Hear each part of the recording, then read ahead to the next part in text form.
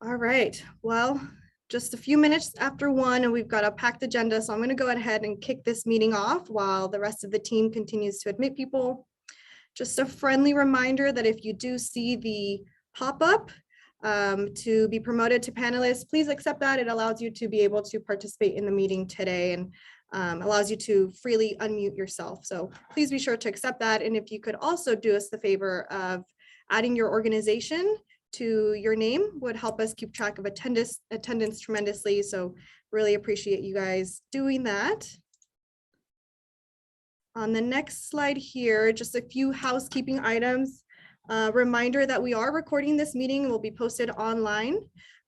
We also have live transcripts available. So if you do need to turn on live transcript, if I talk too fast, that helps you keep track of the content that we're sharing today. Chris is giving me a thumbs up. He always tells me I talk too fast. So a few housekeeping items to keep in mind. We've got a full agenda. Next slide will walk you through what we're going to be talking about today. I'm going to kick things off with a short overview of all of the great things we've been working on over the past few months. And the bulk of this meeting is going to be dedicated to our upcoming outreach campaign.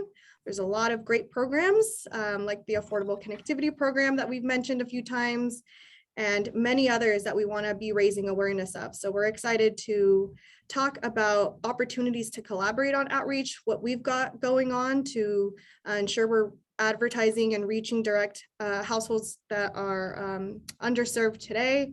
And then we'll end the meeting with a few updates from the San Diego Futures Foundation and the City of San Diego on a really awesome pilot they have underway to start a digital navigator program.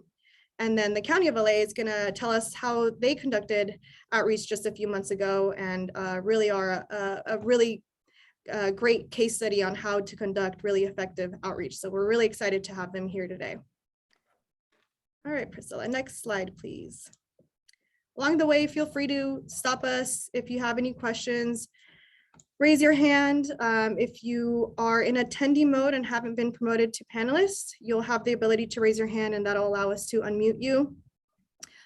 Or feel free to use the chat to add your contact information or ask questions along the way.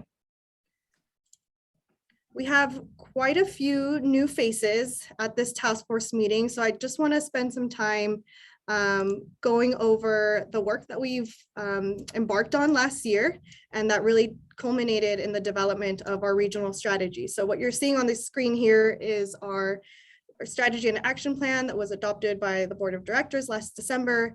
And this is really serving as our roadmap as we begin to implement many of the actions that we identified as a region to bridge the digital divide. So wanted to kind of provide that little bit of context, the strategy and updates on some of the efforts we have underway and that I'll speak about momentarily are all available on our website. So that's a great place to keep track of what we've got going on. Next slide, please, Priscilla. So today's meeting is going to be dedicated to a lot of broadband adoption efforts, but we've spent quite a extensive amount of time over the past few months advancing a lot of other early initiatives, particularly around improving broadband accessibility. So I just want to provide you a short update on many of those items that are now underway. And if at any point in time you'd like to reach out to learn more about what these initiatives, please do not hesitate to contact me. Would love to have a discussion with all of you on how we can continue partnering on these efforts. As we were developing our strategy, we identified that permitting and improving permitting for broadband deployment was going to be a really important action for us and our locals moving forward. So we've convened a task force that consists of staff from all of the local jurisdictions in the county, and we'll be working with them to develop standards and model ordinance for how we can streamline the deployment of broadband. So that's going to be a really huge focus of ours this year. We'll be reporting back to this task force as we make progress and hit some milestones along the way. I do want to give a shout out to the California Emerging Technology Fund They provided a grant that is allowing us to tackle this work head on with our locals, and we'll be partnering with our sister MPO up north and to the east of us, SCAG, to ensure that we're developing coordinated policies and standards for the broader Southern California region. Part of the work that we'll be doing with our locals is creating a baseline for how permitting is being handled today. So that's really where we're at in the process. And we'll be conducting interviews along the way with many of our locals and ISPs as well. So please look for an invitation from us very soon to participate in those interviews.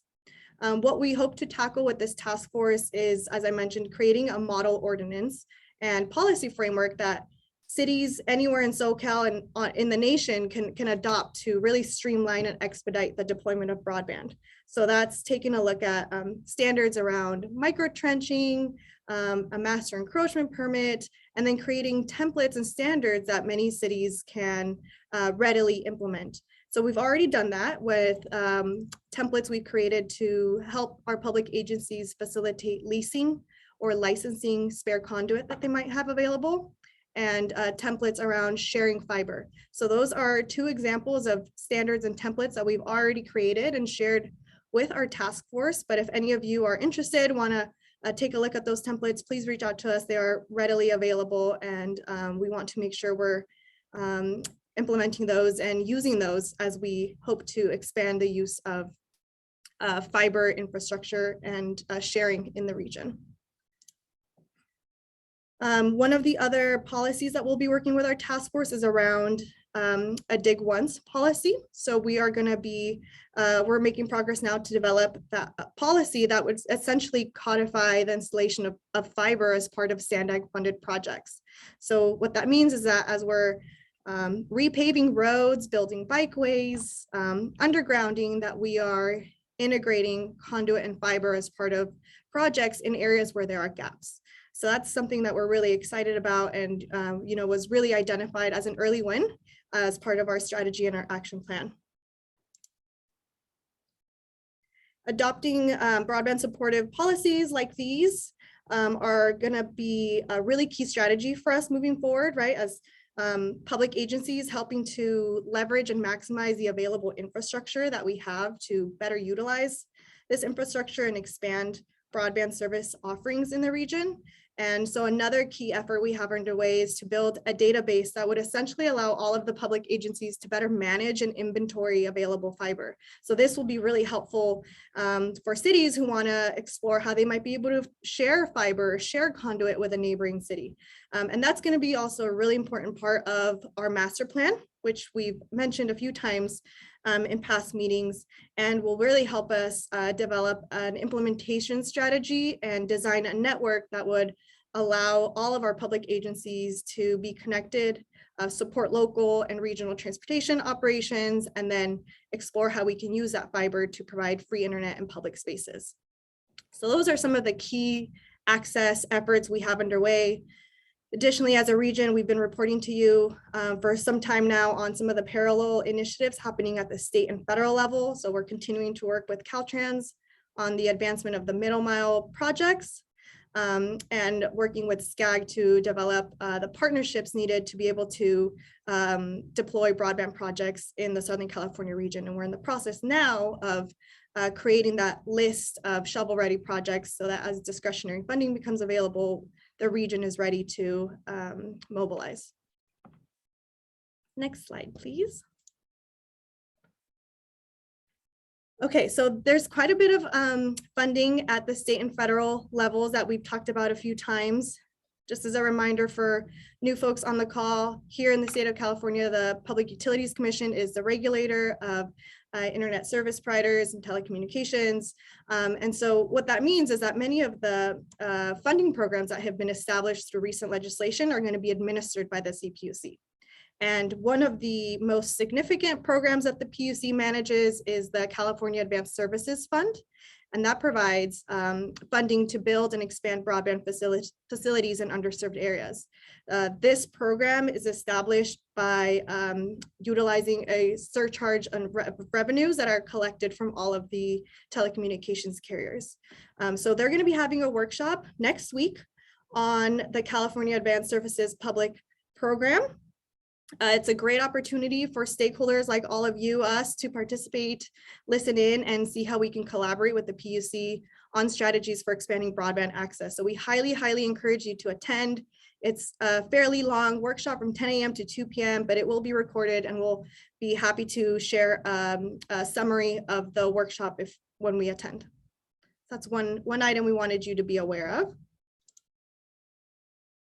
And then Priscilla is putting the information on the chat where you can find the CPUC website and register online. Another program that's available and that we've mentioned in the past is the Local Agency Technical Assistance Grant Program. So this is a program that the PUC is establishing specifically to support local agencies and tribes in funding technical assistance, capacity increasing programs that will help make those last mile connections to unserved and underserved communities. So this program will fund things like needs assessments, environmental and engineering studies, network design studies, broadband strategic plans. So it's a really great opportunity for local agencies, tribes, educational agencies to acquire funding to advance many of the strategic planning work that will be really, really monumental for applying for future infrastructure funding. So really great opportunity that we want to make sure you're all available or aware of. And please do not hesitate to reach out to us. We're happy to support you as you are developing your applications.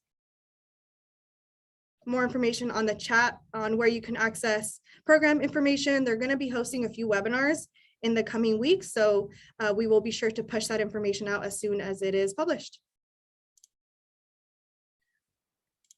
All right, and at the federal level, we know that everyone has been tracking what's been happening with the Infrastructure Investment Jobs Act, a huge investment in broadband with over $69 billion, and a pretty significant amount of that is being monitored by the National Telecommunications and Information Administration. So here's what we know of how the funding is going to flow and the different buckets that the funding is going towards. There's a lot of information to unpack here. What we're going to do is put together a little cheat sheet for everyone. And at the next task force meeting, what we'd like to do is do a deep dive on each of these programs, so we all have a good sense of how the funding will flow, what are the opportunities for this task force to be engaged and to be involved, and the kinds of programs that we'd like to see funded in the region. The NTIA is actively holding webinars for a lot of these funding programs now. We are participating in those, and so we'll put together what we know into that little cheat sheet that we send out to everyone. But if you want to participate as well, please be sure to follow along at the broadbandusa.ntia.doc.gov. They're holding these webinars pretty regularly, and they are recorded online. So another good resource for you to be aware of. And again, we will push this information out as soon as we receive it as well. Any questions on funding before we dive into switch gears and talk about the Affordable Connectivity Program? Any questions on what I've shared so far?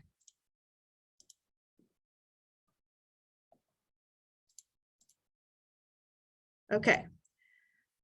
Well, in addition to a lot of funding that is being administered by the NTIA, the Infrastructure and Investment Jobs Act also provided funding to make what was known as the emergency broadband benefit program into the permanent successor, which is the Affordable Connectivity Program.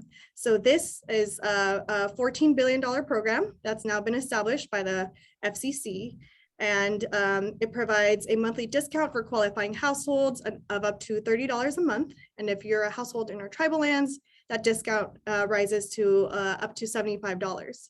And then for a few qualified households as well, some providers offer a discount towards a device. So really great program that helps to tackle the affordability issue that we've heard time and time again.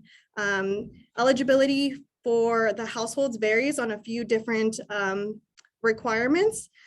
It is based on household income, but if a household also participates in many other government assistance programs like SNAP, Medicaid, or is a recipient of Pell Grants, they're a household that's eligible for this program as well. So it's a really great program for many households, and we want to make sure that we are increasing awareness and enrollment in this program in the region.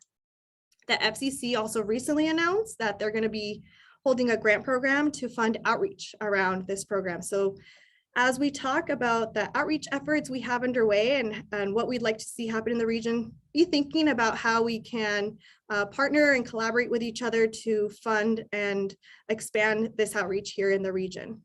So I think more information on this next slide here. And I do want to give thanks to the San Diego Housing Commission and the San Diego Futures Foundation for coordinating with us on a letter that we submitted to the FCC on the Affordable Connectivity Program, where we advocated for additional funding to support outreach that would raise awareness for the Affordable Connectivity Program, as well as would enable public housing developers and entities to enroll on behalf of many households. So really trying to streamline the process and help increase enrollment in this program. And real quick, before we go on to the next slide, I think there's a question in the chat if you want to look at it. It looks like Mimi asked, is the funding for the digital plan only for the plan or execution? And I think she's referring to the digital equity bucket on the NTIA broadband program.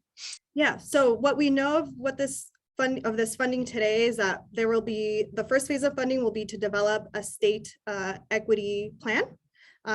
Once that plan is adopted by and approved by the NTIA, then the recipient would be eligible for funding to implement the plan. So it's a multi-tiered process. So to answer your question, it would be for both development and the implementation. Thank you. Thanks, Priscilla. Okay. So I mentioned, we really want to be raising awareness of many digital equity resources, especially the Affordable Connectivity Program. Courtesy of the California Emerging Technology Fund, they put together a great assessment of the number of households that are eligible in the Southern California region. So on this next slide, you'll see that we have a little bit under 400,000 households in the county that are eligible for the Affordable Connectivity Program. So that's a huge opportunity to provide affordable internet services and potentially devices to 400,000 households. To date, we know that around a little bit over 20% of households are enrolled on this program. So that's really our starting point, and we want to make sure that enrollment continues to increase over the next few weeks.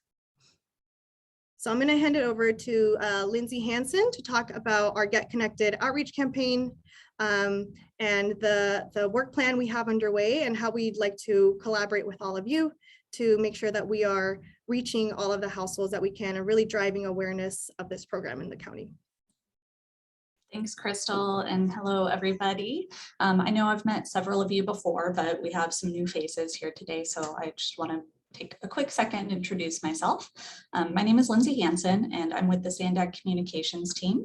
And today I'm just going to give a quick overview and update on the Get Connected campaign. So as Crystal alluded to, this campaign is really aimed at encouraging people to get connected to the internet and raising awareness of all those wonderful resources that are out there and that many of your organizations even might be providing.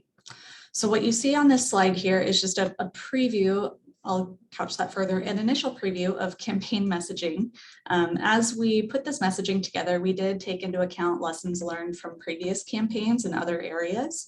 And we tried to make sure that our messaging reflected that so that it would be as effective as possible.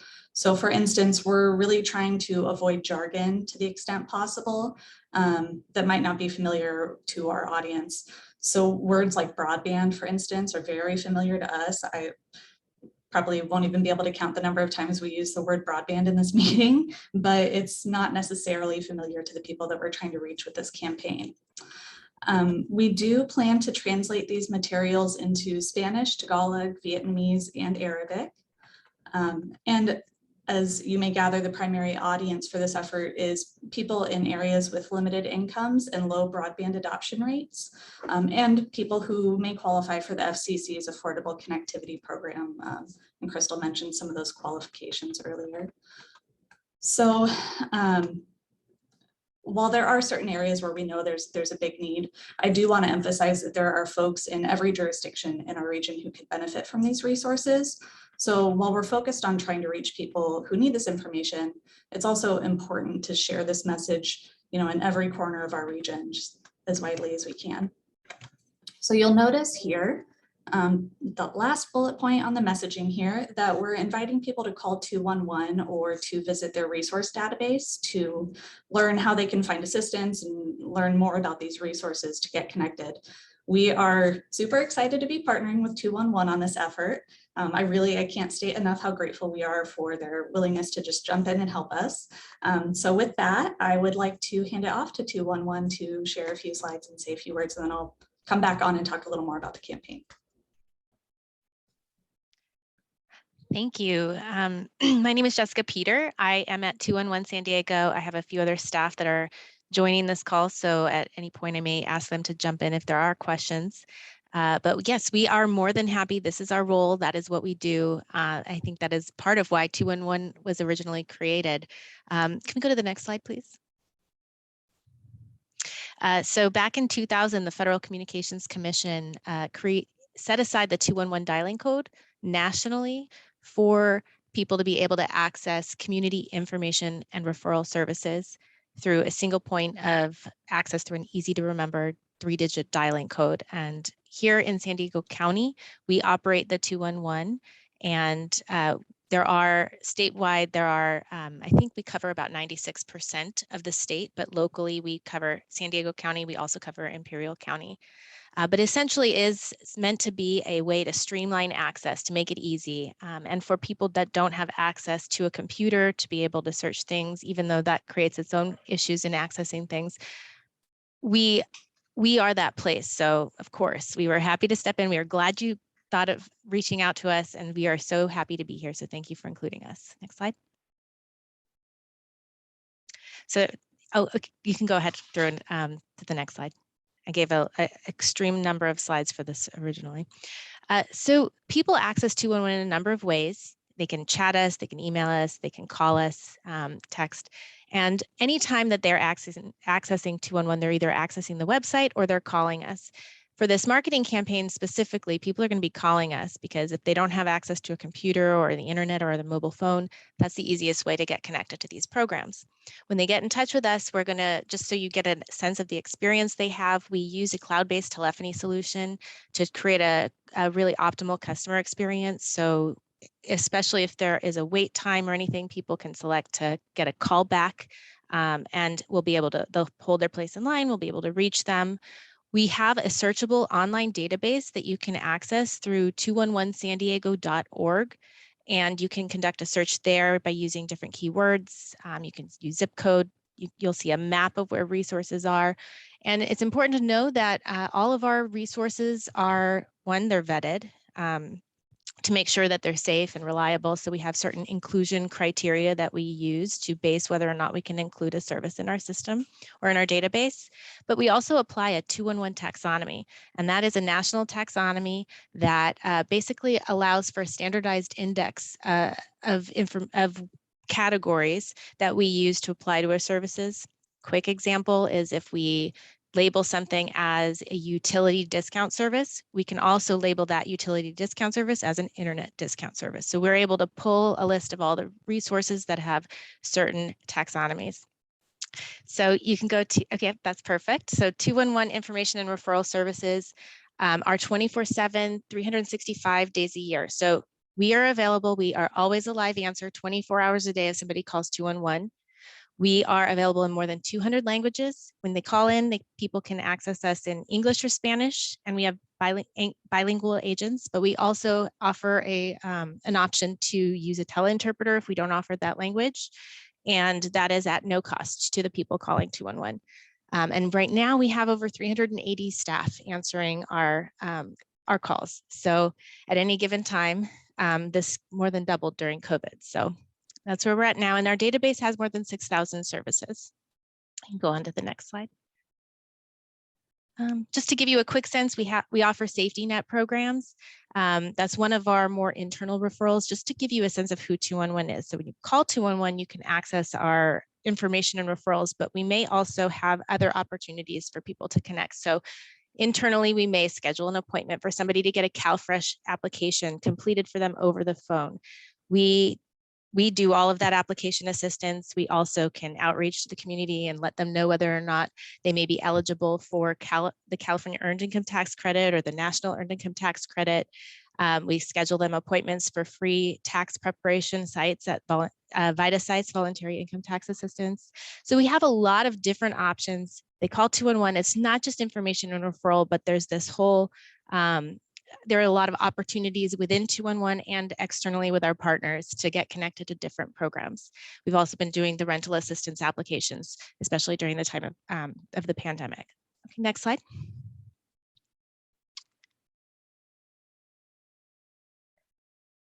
We offer care coordination services. It's another layered service that we offer where we help people navigate health and housing resources and over an extended period of time. We do care planning, set goals with them and so forth. Next slide. We offer military and veteran services more specifically for different populations, but military and veterans, we have peers that can answer calls from military and veterans to help them navigate benefits. And then we offer emergency response. So in the community, we are generally activated by the Office of Emergency Services and then some other entities. And then we will be asked to provide official public information to the public so that they're calling 211 rather than 911 for information related to the disaster at hand. Next slide. This is a list of different disasters that we've responded to. Next slide. We included a number of slides just so that you would have access to them in the end, but we really only need to speak to a few of these. In general, our client experience, we try to create a positive, empowering experience. We recognize that a lot of people calling 211 may have at some point in their life or in the current time experienced some kind of trauma. So we try to deliver a thoughtful, person-centered model of care. But we're providing that service. So it's more of a conversation when people call us. They may call us because they need help accessing food, but we may also, in that course of that conversation, discover some other things that may be helpful to them. And that's how we connect them to a variety of different resources when it's the right time for them. And then if you go back one. Okay, so just so you know, that database that you see in the upper left picture, that is what you would see when you're searching our database. You'll be able to access a variety of different services. We do provide innovative analytics. So we do a lot of research with local research institutions. You can find our housing instability report from a couple years back on our website. And then we also offer data reports that kind of detail the aggregated information of the people calling us. It's de-identified. So it keeps our clients safe and all the information is confidential. And we'll be providing a monthly report to SANDAG of all of the different information of people calling for digital resources throughout the campaign. You can become a partner of 211. I think that they'll speak to this later in this webinar, but I think it's important to know that in order to be listed in our database, you have to take that step and update your information, and so that your service is robust and easily findable when somebody does a search through keywords and whatnot, and making sure all the information is in there so that what we're sharing with the client is accurate and up to date. And then we also offer community events calendar. If you have events you want us to list, we're more than happy to plug those in. Next slide. Just in sum, we are, again, 24 hours a day, 3-digit dialing code 211. Anywhere within the county of San Diego, somebody dials 211, they reach our call center. And then we also, a key infrastructure that we utilize is the Community Information Exchange, CIE. Won't go into too much detail, but it is something that I think would be good. It could be beneficial to different partners that are participating in the implementation of the Digital Equity Action Plan. But essentially, it's an ecosystem. Right now, we have about 115 partners participating. We're able to use our shared technology to share referrals back and forth with one another. And then we also share client records. It's all very private and secure for the people that we're serving. But we're able to track how well those resources are assisting an individual over the course of a period of time. So it kind of demonstrates that collective impact. And so the CIE is very useful. If anyone's ever interested in that, please reach out to us. We're more than happy to connect you.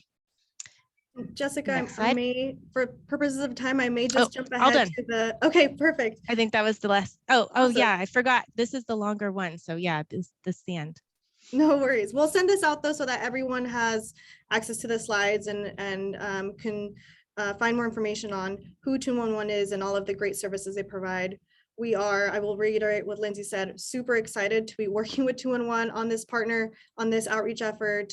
You know, as many of you know, typically today, when we conduct outreach efforts, we rely a lot on digital media and social media to reach a lot of people. So being able to tap into the 211 network and use the call 211 functionality is really going to help us make really tangible progress in enrolling more people into the Affordable Connectivity Program.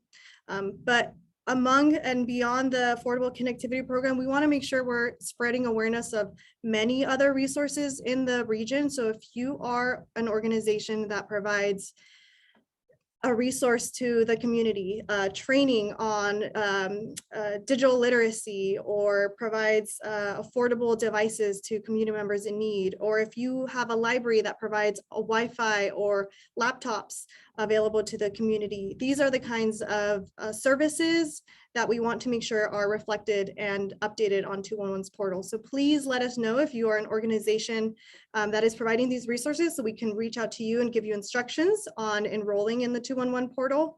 You can contact Catherine Mattel, email here on the slide, or put your information in the chat and we will follow up with you directly to ensure you have the right instructions for enrolling in the program. We'll really only be successful in spreading awareness of the resources if the database is robust and comprehensive. So really want to make sure we're working with all of you to make sure that this is accurate and up to date.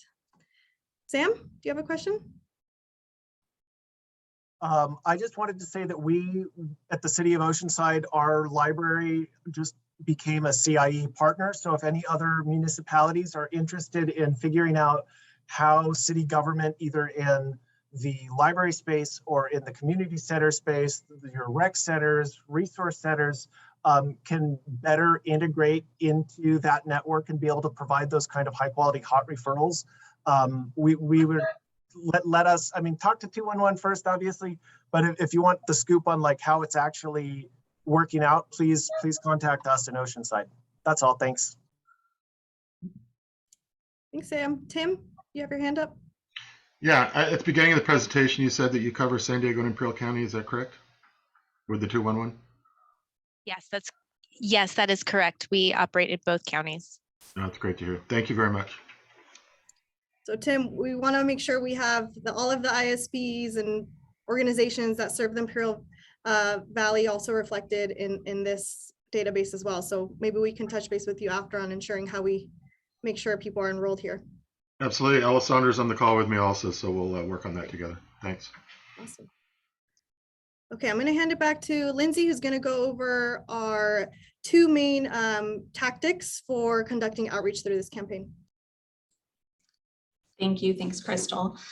So as I'll mention in a few moments, the Get Connected effort relies heavily on community partnerships and working with community organizations, many of you here today, as trusted messengers to spread the word and raise awareness of all of these resources that are available. That said, there is also a direct outreach component. We expect this component, and this is where Sandi will be putting the word out directly into the community, and we expect this to launch later this month. It will include things like print material distribution, so flyers, posters, postcards, things like that, participation and booths at community events, We've flagged a few events that we'd like to participate in, but we're definitely open to feedback about other events that it might be valuable for us to attend.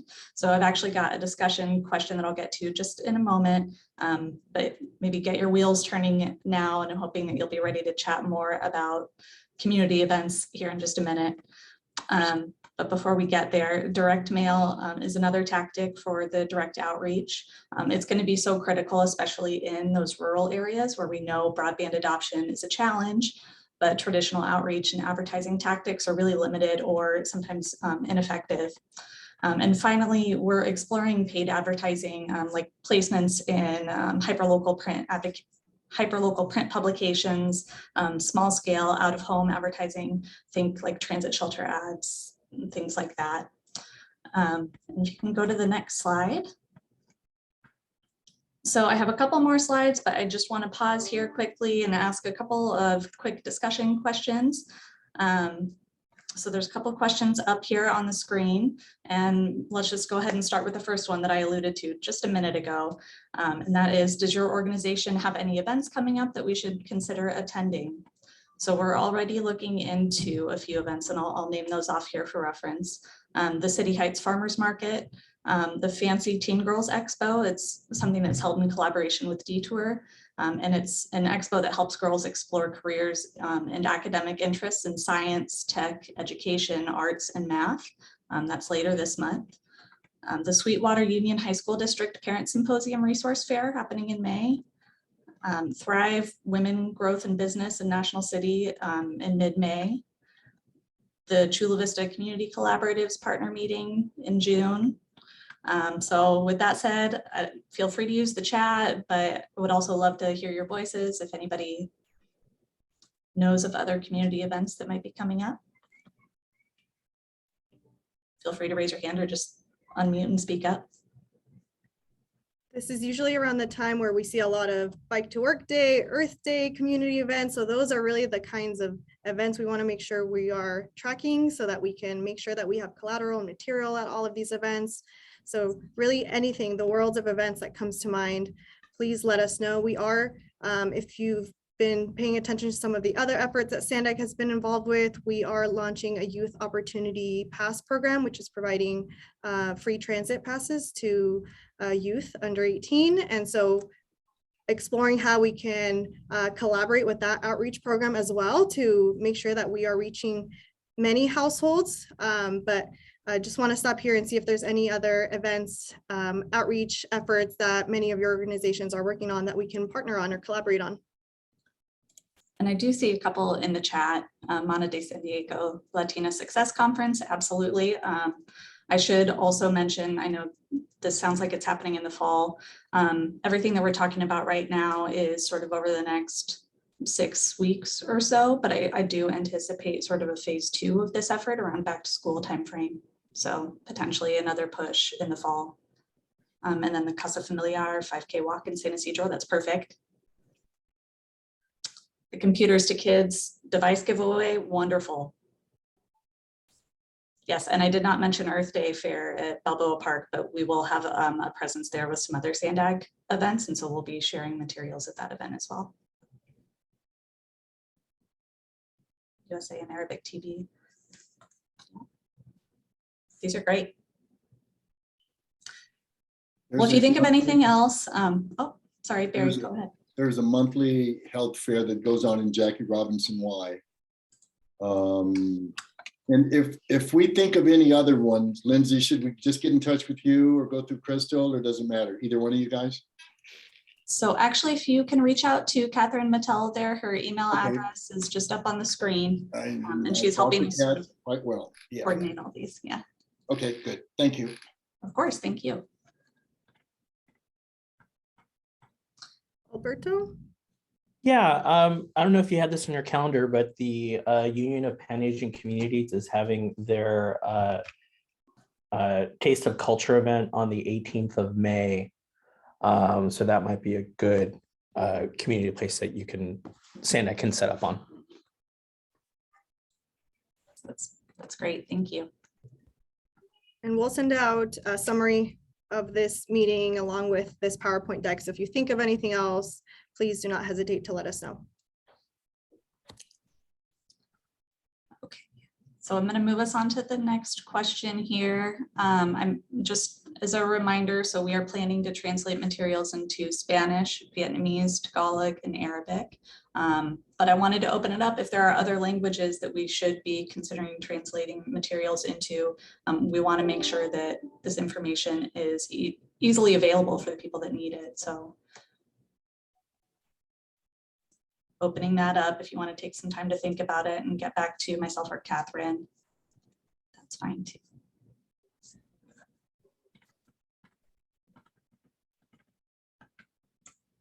Okay, well, seeing no hands raised, I think I'm going to move us on, but please feel free to drop anything in the chat or again, reach out to us after the meeting if you think of anything. Okay, so as I mentioned, a very large component of this outreach effort is partnership based. I know that everyone here at this meeting recognizes that this really needs to be a collaborative effort. It's going to take all of us working together to really have an impact. So I do just want to say a quick thank you to some of the internet service providers who are on the call today. And I know that you're working to make it easy for people to access this program, the Affordable Connectivity Program, and we do really appreciate that. So we are preparing a toolkit to share with everybody on this call and our CBOs very soon, which will include things like sample social media posts, speaking points, a PowerPoint slide deck, print ready materials like those posters, flyers, banners, postcards that I mentioned earlier. Some of you on the call may have received the partner toolkit for our Youth Opportunity Pass pilot program. This is what Crystal was mentioning earlier, the program that's going to allow free transit for youth starting in May. So this toolkit would be very similar. And like I mentioned, we expect to deliver this to you as soon as possible, hopefully within the next 2 weeks or so. So be keeping an eye out for that. Okay, and on the next slide, I just have a couple more discussion questions we can talk through. So thinking about the partner resource toolkit, and some of the items that I mentioned, what kinds of resources would be the most helpful for you in sharing information about this campaign? We want to make sure that we're providing resources that are valuable and easy for you to use.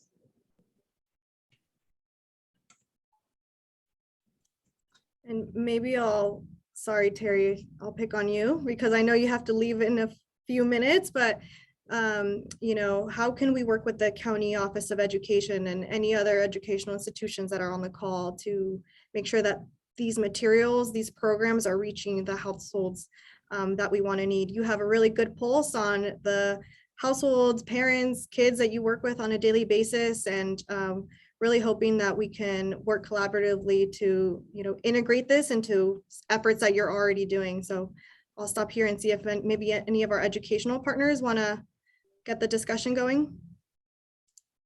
Absolutely, Crystal. We've actually had some communication staff changes, but we're very much gearing up to setting up some meetings so that we can explore that further.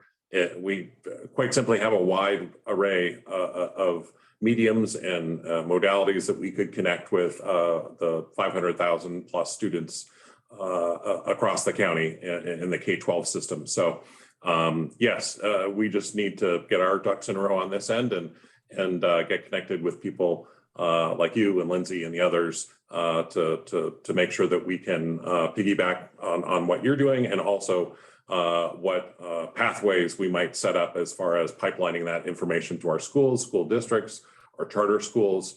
So yes, I'd say for us, we need to reach out to you and get something on the calendar in the next couple of weeks. And I'll offer that up for anyone else who wants to maybe meet with us, just kind of get the wheels turning a little bit on how we can collaborate. It's an open door. Please reach out to us because we want to make sure these materials are really reaching the households that need it most. And, you know, we already know that you're already talking to them on a daily basis. So just trying to make this as easy as possible, connecting the dots here for many of our households. Maybe some of our library partners who are on the call. I know there's a few, Miguel, I believe I saw someone from the city of San Diego. How can we tap into our libraries a bit more?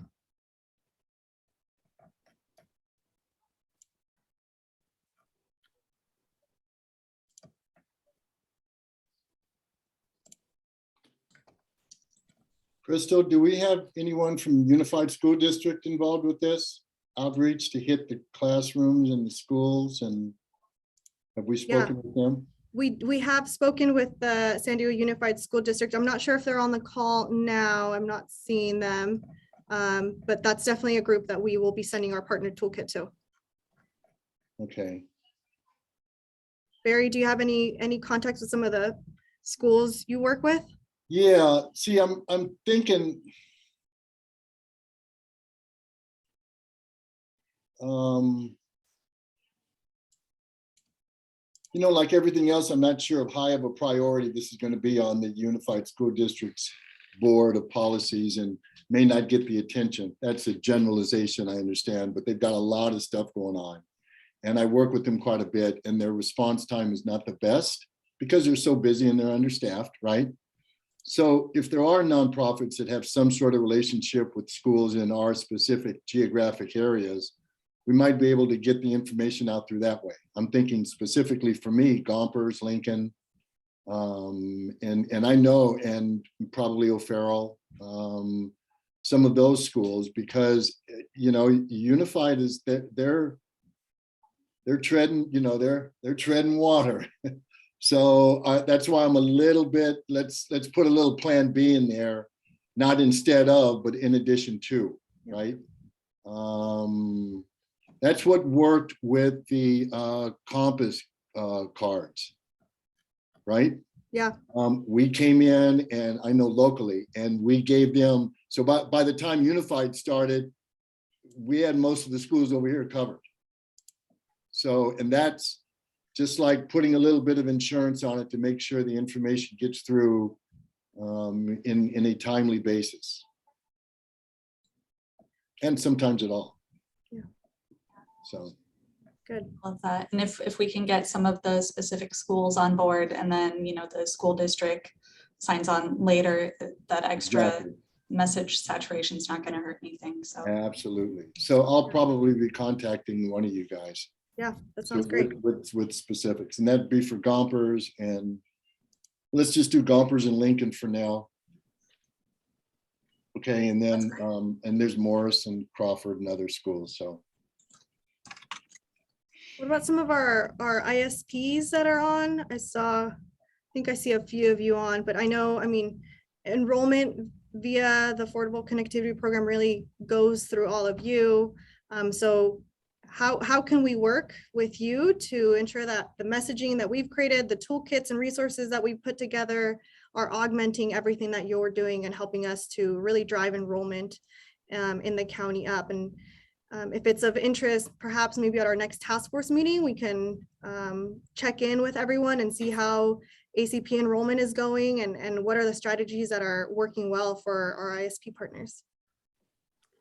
This is Chanel. I'm happy to talk about some of our strategies, but we have really strong partnerships with County Office of Ed and San Diego Unified School District. So pre-pandemic, we would actually have in-person events, and we would partner. We have a strong relationship with Computers to Kids and other device providers. But what we would do is set those up. We would have folks volunteer from our team, including myself even, with just iPads, and, you know, and making sure that people are getting connected kind of right then and there, and then also having access to a device. We've been able to utilize some of the channels like Peach Jar that the schools use to communicate with their students and with the parents. We've done other ways to sign up virtually or working directly with the school district. And those are, you know, obviously for the schools in our district, and then working with other school districts as well. So we've done a lot of different ways. Even 211, we've worked with 211, and I'm so excited to see their partnership there with Meg, because sometimes it's hard. I think pre-pandemic, you know, internet was certainly something that people really wanted to have. But what we found when we partnered with 211, it was kind of at the end of the list. You know, people wanted housing and really, really, really important things. But certainly post-pandemic, it's a completely different ballgame. So I think these are really great strategies, but it is, you know, getting out the word to people is difficult sometimes, and you want to make sure that it's coming from a trusted source. So I do think that working directly with the school districts is a really good opportunity, because people, you know, sometimes they're even a little bit, I don't want to say just wary of people even offering something for free, because they're like, well, what's the catch? And really with ACP, there is no catch. So having trusted providers that you can work with is really important. That's what we found. And that, you're right, Chanel, that is so important. There's not a whole lot of trust going on in those communities for anybody. And so we do the same thing. We latch on to Gompers. They use their phone system, for instance, to call all of the parents, right? That's a direct call from a trusted messenger. They're going to pay attention to that. They get any call from me, who's this guy, right? And so that's a good point to to articulate, because that is really effective. Crystal, if I may, I'm sorry, I see someone raised their hand. I think. I was just going to share the additional note. I know Lindsay and the others mentioned heavily leaning on in-person events, print materials and signage and so forth. But we here at the county office also do run cable channel 16 here in San Diego, the local education station. And so I don't know if a thought has been put into something video-based ads and information sharing. Obviously, we could do that at no charge. So, but creating something can also be a considerable cost financially. So, anyways, when we connect, we can look at that as well. But that's something I'd be happy to open up and see what we could do as far as running on the local education channel. That's great, Terry. And just if I can jump in really quickly on that note, we had not originally considered video as part of this effort just due to budget issues, but knowing that that's a resource, and I know that we have spoken with County Live Well as well, and they also mentioned video. They have ability to share videos. So knowing that we have that resource available, I think we'll go back and see what we can do with the resources we have to create something, because it's a great opportunity. And we could also help with that production as well. We have production studios here that we could assist on that side of the effort as well. So we could dig into more details when we connect. Okay, wonderful. Thanks, Terry. Terry, I think that's a really great point. Just really quickly, we also, and I know that Charter I think is on as well, but we can help produce and run PSAs to promote this on our channels, and we'd be happy to do that. So we can happy to work together. We do these kind of things all the time. So it's been a long day. So thanks for reminding me, Terry. It's wonderful. Thank you. During our discussion with the Live Well team, they brought up the idea of, as people are coming into the offices, a lot of us have, those static videos on monitors, right? So what a good opportunity to put the Get Connected message as they're getting information at the county. They can find information on how to access affordable internet. So those are also the kinds of things that we want to hear about. So if as the wheels are turning, please let us know. John. Hi, John Osborne from AT&T, and we'd be happy to partner with Sandak Group and all of the nonprofits in terms of sharing information on how to sign up for the Affordable Connectivity Program. And then so if people do qualify for that Affordable Connectivity program, they automatically qualify for the AT&T Access Program and essentially receive their internet at no cost. We have materials available in 7 different languages, so I'm happy to share that out. Either my colleague Christine Moore or I share those out with community-based nonprofits. If you drop us an email, we'd be happy to share those materials and partner in any way we can. Thanks, John. Shahryar? Yeah, what I was going to say is a few months ago, I think some of us presented to the District 9 PTA, which is the Regional Parent Teacher Association Governing Board. And I invited them to join this group. And I think they connected with some, maybe Antoinette, maybe others. But bottom line is they're accessible, they're available, and they may help get the message to all the different school districts, have deeper connections than we would, I guess, from where we're sitting. And they're interested in this topic, so they want to help. So I'll connect you guys if I need to again. And just a side note, I guess if you want to get to different, a variety of different communities, social media beyond produced media may be even more accessible. You need a TikTok video nowadays to get to kids and to get to make different communities beyond, you know, what you see on TV. But we're happy to help too. Happy to keep the conversation going. Thank you. We'll let you know if we need you to record a TikTok. Sure. Paul, I see your hands up. Yeah, hi, everybody. Thank you. So we're working on our phase 2 approach here at the Housing Commission, which is getting in our last mile services. We're planning on running a pilot program to some of our residents. One of our biggest concerns, which is something we discussed yesterday as a team, was the short-term versus long-term for programs like this, which a lot of our residents' concern is great, I sign up for this, but how long does it last? Is it 6 months? Is it going to be a year? What do I do 2 years from now? So one of our concerns in some of our programs is not just the short term, but we're really trying to focus on the long-term longevity of these programs, especially with funding behind it and services behind it. So one of the things about the EBB, which is now the ACP benefit program, are there contingencies in there, limitations, I guess I should say, for how long this program's available or how long the services will be available? Because that was one of the bigger concerns earlier. So I don't know if there's any information out on that yet, or if that's something that's being discussed, is how does this continue 6 months, a year, 2 years from now from both a funding, support, and monitoring perspective. So that's something we're working on and love to collaborate more with others as we move forward with this on what does that long-term mean? Yeah, absolutely. Great question, Paul. I know that's something that we've advocated to the FCC as well, is ensuring that there's sustained funding, right? That's a key part of our strategy that this task force helped to develop. No a sunset date on the program from the FCC yet. It is a $14 billion program to date. But you know, we will continue to advocate through rulemakings, and I think would welcome a conversation with folks at the FCC to see how we can continue partnering on efforts like these to ensure that they're sustainable.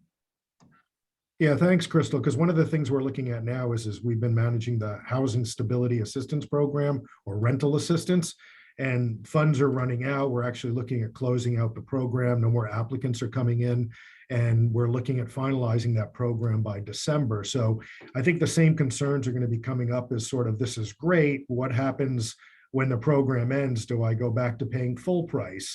Are there still going to be programs available? So I'm not saying it's more of a question, is just throwing it out there as one of the things that we're looking at, and I'm sure everybody else will be looking at, is the longevity of these types of programs, monitoring them, keeping them going, because it's not just a short-term program. This is going to be long-term. Yeah, absolutely. Thanks, Crystal. Barry? Yeah, I'm not sure if this is a question either, but, and John Osborne triggered it for me, and it makes sense. So if we're trying to make this as accessible as possible to a lot of neighborhoods, right, then we could potentially have, I think all of us have dealt with the Pell Grants and the Stafford loans and all that stuff. Is that system of having the 30% discount, and then some of these carriers are going to be offering another program, is that going to make it lower? Is that going to be like a stack on sort of a package? You know where I'm coming with this? Does that make sense? I think I need more information on what program you're referring to, Barry. Well, just all of the okay, so if we're going to get up to, if what I understood correctly, a 30% discount approximately, right? Through ACP? Yes. $30. Oh, $30. Okay, Yeah. good. $30. And then let's say, and then let's just use, John, what's your program at AT&T? So you can get up to a 100 megabyte per second internet service where we offer it for $30. So essentially it comes out at no cost. There's no equipment fees. There's no long-term contract or commitment. And they can get essentially the internet product for free. Okay, and that's sort of where I was going with it, is from a consumer standpoint. I just want us to be mindful of this getting too complicated with the discounts and all that stuff. I know that and it sounds like you guys are handling it, John, through AT&T, but sometimes I could just see that cautiousness and okay, there's $30 and then, oh, now AT&T and I don't understand. And I could just hear these conversations. Just something to be mindful about. John, maybe you and I could talk offline. Because if there was some sort of a matrix or some sort of a flyer or something that would give a hypothetical average household, how this would affect them. You know, like $30 off your bill maximum. And then there are different service providers that provide further discounts such as. Understood. I know that we have tried to make the program as easy as possible. It's our Access by AT&T program. And essentially you get the service at no cost if you take the advantage of the Affordable Connectivity Program. There are other options, and if you want a higher speed internet service, you can also apply your discount to a higher speed internet service if that's available in your area, and use the $30 discount there. So it can be applied to our 1 gigabit service or even multi-gigabit service, although that's not extremely widely deployed at this point. It is being rolled out in more and more areas by the day. So that is something that can be used there across multiple different offerings that AT&T has. Okay. But I hear you, Barry. I mean, we really need to keep the messaging simple for people, right? This is a complex program to try to navigate and enroll in, and there's qualification, requirements for a household to meet. So that's something that we've heard loud and clear. And, we really want to make sure that the resources that we're putting out there are easy to understand and as simple as possible for households. Okay, thank you. I think. And if I could add, Crystal, I put my email in the chat. So anybody that wants that information, or I can provide a matrix on what that looks like and AT&T's programs, I'm happy to share that. And there is an 800 number to call. So it's not, you don't have to do it online. You can do it over the phone and sign up for the service once you have signed up for the ACP program. Yep. Thank you, John. And I think it's already up on the 211 portal as well. So people can access that by calling 211 as well. I am going to keep the presentation going because I know we're running out of time, but this has been a great discussion and we've got lots of great ideas and a lot of great information has come in through the chat on other collaboration opportunities that we should be thinking about. So we're going to take all of these and we'll probably be reaching out to many of you to continue today's discussion. But as we mentioned before, if there is anything else that comes to mind, please let us know. This is a really great program that we want to make sure is reaching and providing affordability to many of our households. All right, if we could go to the next slide, Priscilla. So one of the, so we really want to spread word about the Affordable Connectivity Program, but many other awesome programs and resources in the region are also available for other households. So I want to give San Diego Futures Foundation and the City of San Diego a few minutes to go over their digital navigator pilot. And I think Kelsey Baird from the City of San Diego is going to be sharing her screen momentarily. And I'll let Irina take it from here. Do we have Armando and here? They will be starting the presentation on the panel. Yes, we are giving them the ability to be promoted to panel. So they will be starting and then Kelsey and I will conclude.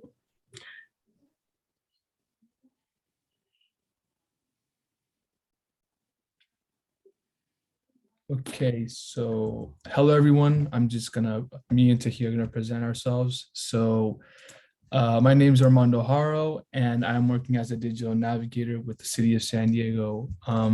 If all of you don't mind, I'm just gonna say what motivated me to become a digital navigator. So what motivated me to become a digital navigator were the numerous people who were unable to access their unemployment benefits during the pandemic because they lacked the digital skills to navigate through the internet. Fortunately now, however, I have the opportunity to assist community members in accessing not just their unemployment benefits, but anything that could be accessed through the internet. And now I'm gonna pass it over to Tahia.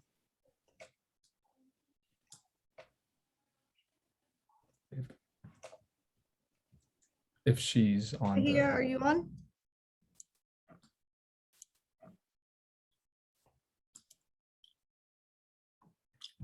Kelsey, do you want us to continue? Tahia is on, I can see her. Tahia, are you muted? You can't, people can't hear you? Okay, so something. You're unmuted on our end, Tahia. You might need to rejoin, but if Kelsey, you want to keep going, then we'll promote her to panelist when she's back. I can go ahead if. Yeah, go for it, Armando. Okay. So, okay.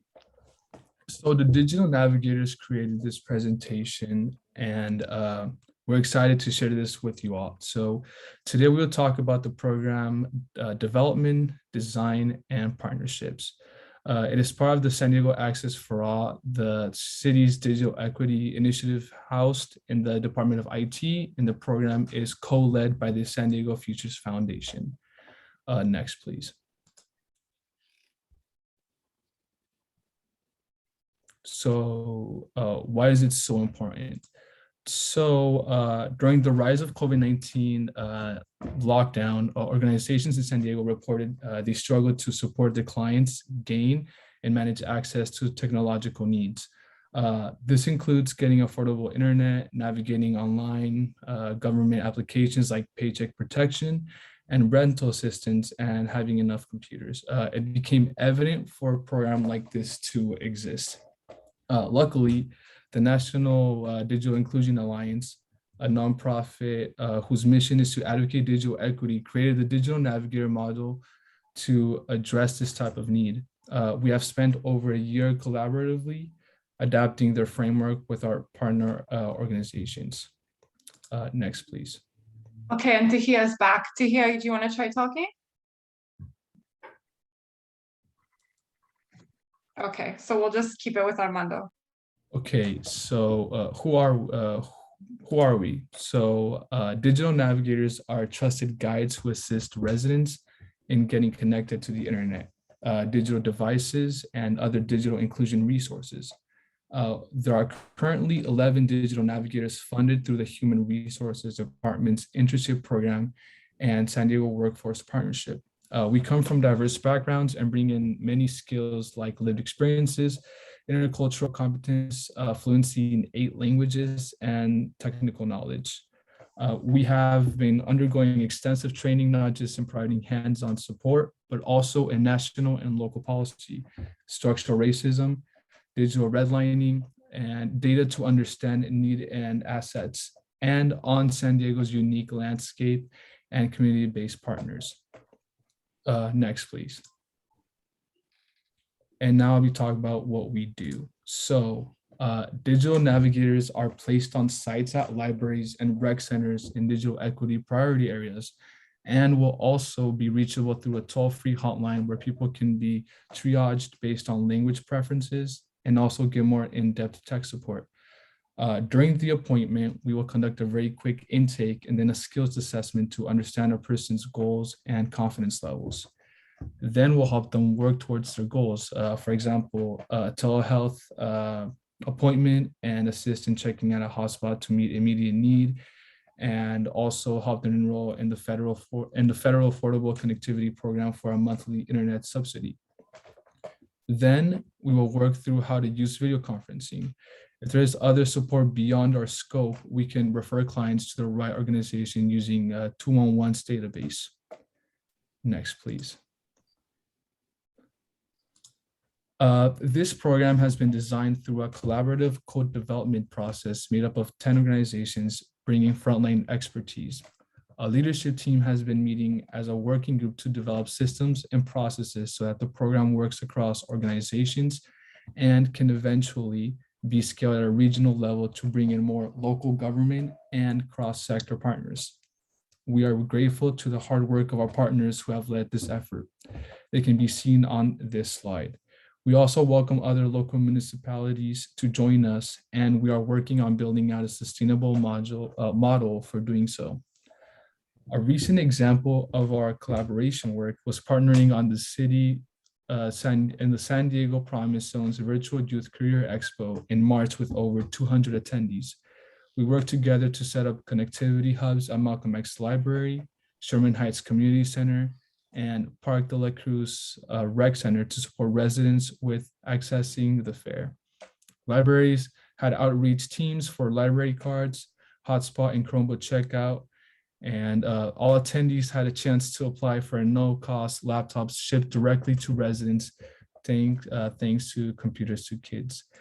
And now I am going to just attach a resource guide that one of our digital navigators created. So just give me 2 seconds.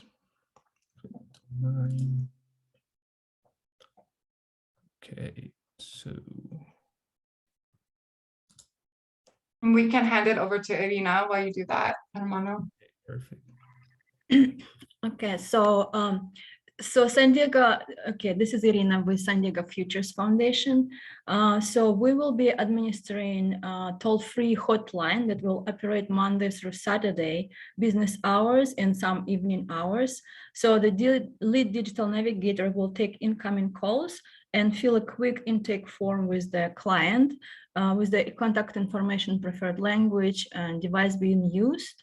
And this form will serve as an invitation to connect. So based on the request and preferred location and language, the client will be referred to one of the digital navigators. There will be 12 of them in the library and community centers. And then the digital navigator will start working with the client. So the range of the question can be from, I can't log into my email account, to I need to learn how to use Microsoft Word.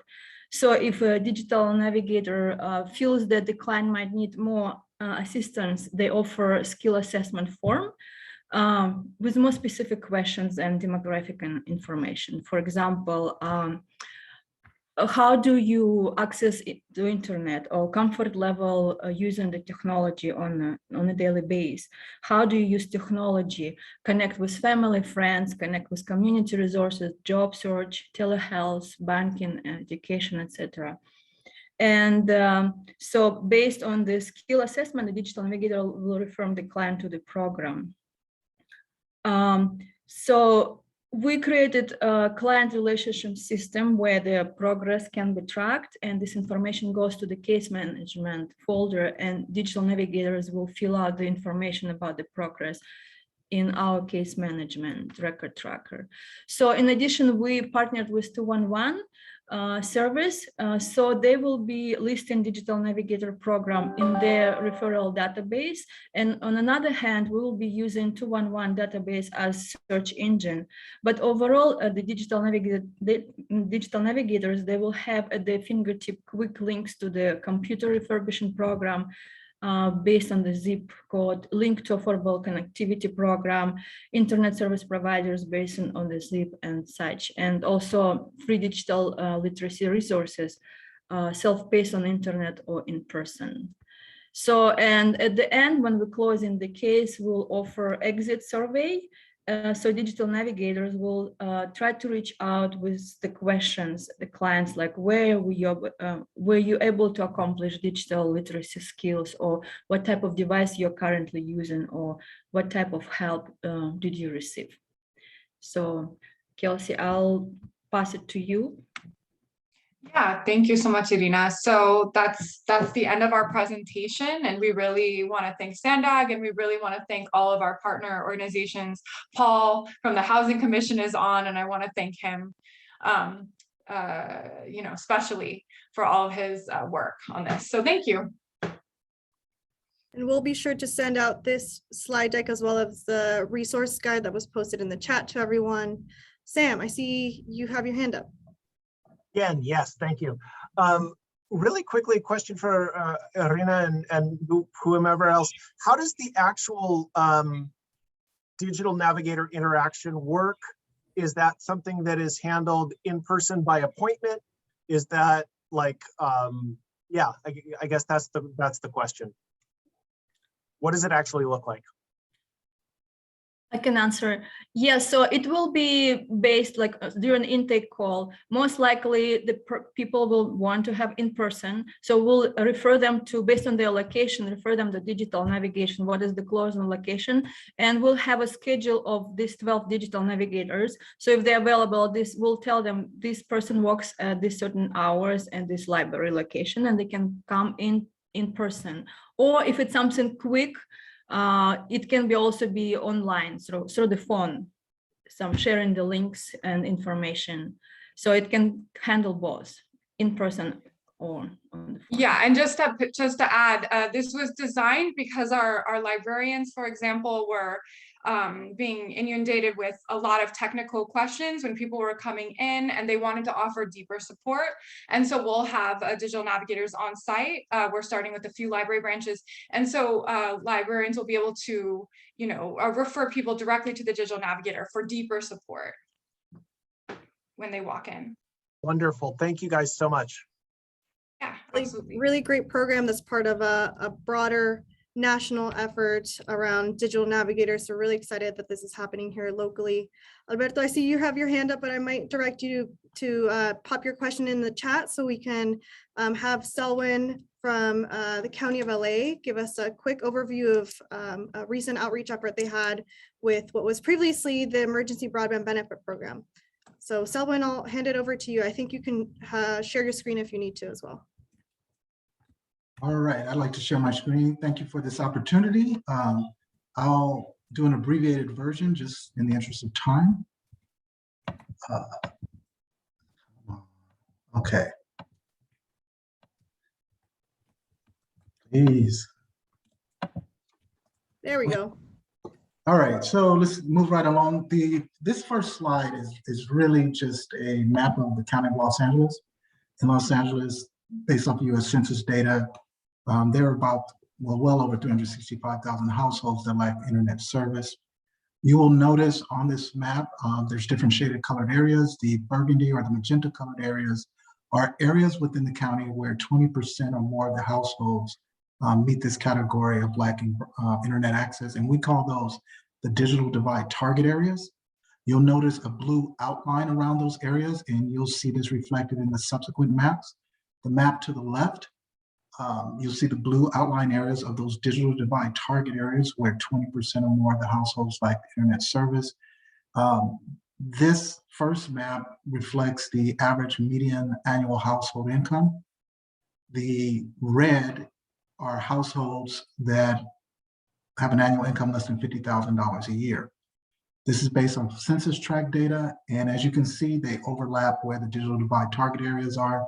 And then the map to the right are, again, you can see the blue outlined areas of the digital divide areas, and the populations where it's most dense is in the central part of Los Angeles, and it's primarily Black and Latino households. I'm just going to rush through this. Bottom line is the county Board of Supervisors had a plan for, they approved a motion back in November titled Investments to Accelerate Digital Equity. This motion included several directives, including instruction to fund and administer a countywide promotional campaign to educate and encourage constituents to participate in financial subsidy programs, particularly the emergency broadband benefit. And in Los Angeles County, it's estimated that at the time, there were 822,000 households that would be eligible for the emergency broadband benefit. And less than 45% of those eligible households were actually enrolled. We launched a campaign. The CEO's office identified $3 million to fund the campaign, and our department was assigned as a lead. It was a multi-language, multi-media campaign. I guess I really want to point out that we received this directive in November, on November 16th. In 2.5 weeks, we had to put together a campaign, which means we had to work over the Thanksgiving holidays. And we partnered with the California Emerging Technology Fund to develop a campaign for the emergency broadband benefit. Many of you know CETF is a nonprofit organization established by the CPUC for the purpose of advancing broadband access throughout the state to underserved communities. This enabled us to get a consistency in the messaging that has been already going on throughout the state. I believe we did 6 different languages. The county is prepared to go up to 13. We involve all of the county departments, community-based organizations, schools, medical agencies, faith-based organizations, and local businesses. And in addition, the California Emergency Technology Fund provided call centers. So we did, what this slide shows is just a variety of some of the type of television campaigns. The link will be provided to you, but on the bottom, you'll note that it says English, Spanish, Chinese. You can click on that and you will see the actual ads that we aired. We also did radio ads. These are some of the scripts. If you click on the sound, you can hear what the radio ads actually sounded like. We're providing that to you as well. You know, we hosted a news media event to answer questions regarding the emergency broadband benefit, as well as our Delete the Divide initiative. We've had 17 radio, television, and newspaper outlets, including hyper local and ethnic media. We also had op-ed articles authored by our Board of Supervisors and press releases that were published in 38 targeted community media outlets. We did the social media platforms. We had more than 450,000 brochures and flyers distributed in multiple languages. These are just examples. These are some of the sample brochures. We also printed ads, again, in different languages with different images. Actually, the first photo, that ad was tailored for placement in an LGBTQ news outlet that is here in the Los Angeles area. But just to give you an idea of some of the different types of approaches we took. And summary of results. I guess I just want to point out, you know, these multimedia strategies resulted in more than 22 million media impressions. We probably spent a little over $200,000 to do this. Media impressions, of course, are the number of times that someone saw the marketing content. In addition to some of the outreach items that were highlighted above, we also sent out 113,000 text messages, 16,000 pre-recorded telephone messages, 17,000 emails, and then the call centers, of course, took on about 5,000 calls. Of the 22 million impressions, nearly 17 million were from media buys, which generate over 3,000 of the calls. But a lot of people were able to register without assistance, okay? Bottom line, in this 3-week promotional campaign, we also saw a substantial increases in you know, people going to the Internet for All site. And we actually saw in that 3-week period a jump. We were trending downward in regards to the number of new enrollments each month. And in that short window of time for that December campaign, where we really used existing county resources and services that already interact with the target population, as well as community-based organizations, schools, libraries, et cetera, we were able to get a 43% increase in enrollments in the month of December. Of course, this has now been replaced by the Mercy or the Affordable Connectivity Program. And we're going to be using we just launched that last week. We're going to be using some of the same methods that worked before, but we're also adding in billboards, bus shelters, and digital navigators. Really great to hear the presentation about the digital navigators, because that personal contact is so important. With our digital navigators, we want to model it similar. There's been some success with that in Los Angeles, but we want to do it on a much broader scale. And we would have digital navigators, kind of boots on the ground, door to door, events in the communities, as well as call centers. And I'll wrap it up there. Thanks.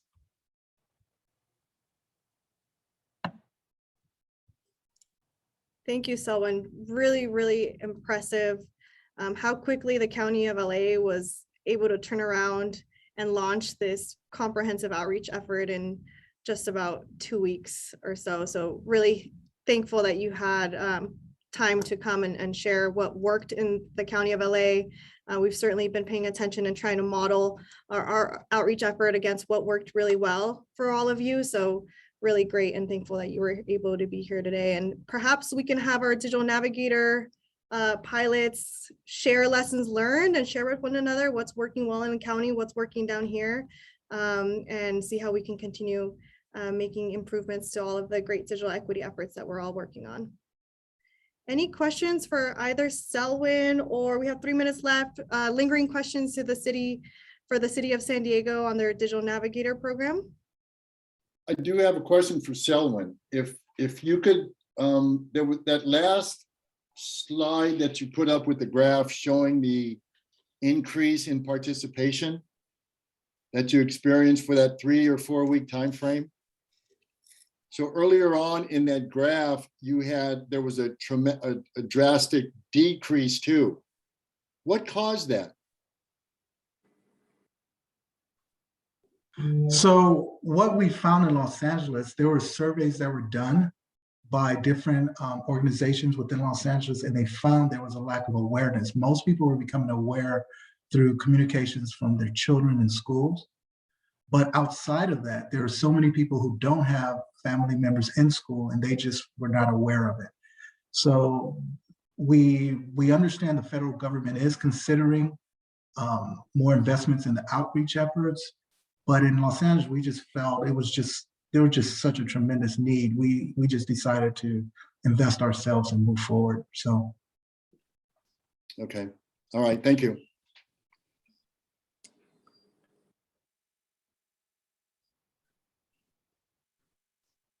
Thank you. Alberto?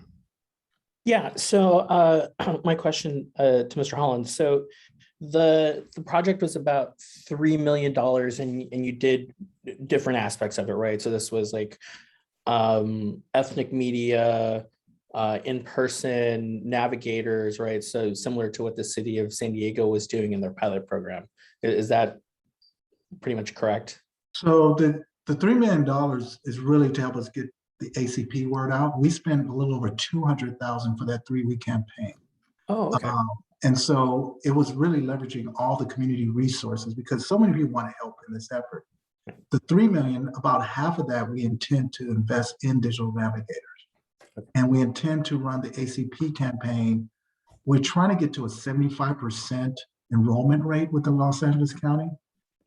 And we're trying to get there by September of this year. So it's a much longer stretch that the $3 million is looking to help us reach. Oh, so this was just the 200K snapshot then? Yes, for that 3 weeks. Okay, thank you. And John, you will be our last question.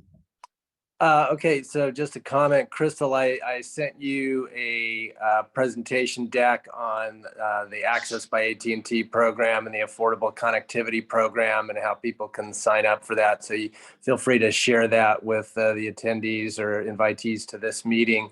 And then just last question for Selwyn. You identified a fixed number of households within the Los Angeles area as being qualified for the ACP. And I was just wondering what data you had to determine that and how you were able to come up with that number. So of course, we being the County of Los Angeles, we provide support services to many of the qualifying factors for the ACP. So we have our numbers. We also have worked with the California Emergency Technology Fund in helping to refine those numbers. So they've done it throughout the state. So if you look at the eligibility requirements for ACP, there's actually more people now for that because they also have a poverty, they extended the increased the poverty level. But when you look at the qualifying factors, whether you have Pell Grants, whether you have Medicare, all these different things, that's how we know the numbers. Keep in mind that that's what the county does. All counties do is we support a lot of those populations already. So it's pretty easy to gather that information. Great, thank you. Thank you, Selwyn, and everyone else who presented today. Really great to have this dialogue with everyone. We're going to be sharing a copy of this slide deck with everyone, along with a summary of the meeting minutes, and that'll include links to other resources that were shared during today's meeting, And we'll try to synthesize what was shared here in the chat as well, so you have that available in the meeting minutes. But really great discussion. Thank you for all of your feedback. And I want to continue encouraging the open door policy. If you have ideas or want to continue talking about how we can coordinate and collaborate on outreach, please reach out to myself, Catherine, Lindsay. We welcome your ideas, and really hope to continue working with all of you to share these materials. So look for an email from us when the Get Connected materials are available. We will be sharing that with everyone amongst this task force, but if you have other networks, collaboratives, CBOs, schools, libraries that you work with, that you have relationships with, please feel free to send them the materials as well. And then finally, if you are an organization that provides resources to the communities, training, workshops around digital literacy, devices, affordability, please let us know. We want to make sure that your organization's information and resources are available on the 211 portal. So again, please reach out to Catherine Mattel so that we can provide you with the instructions, so that you're able to also have some visibility on that platform that is, I was gonna say countywide, but it's bigger than countywide, as we learned today. So again, thank you everyone, and look for an email from us shortly. Bye everyone. Our next meeting is July 12th, so please look for an email from us as well. Have a good day.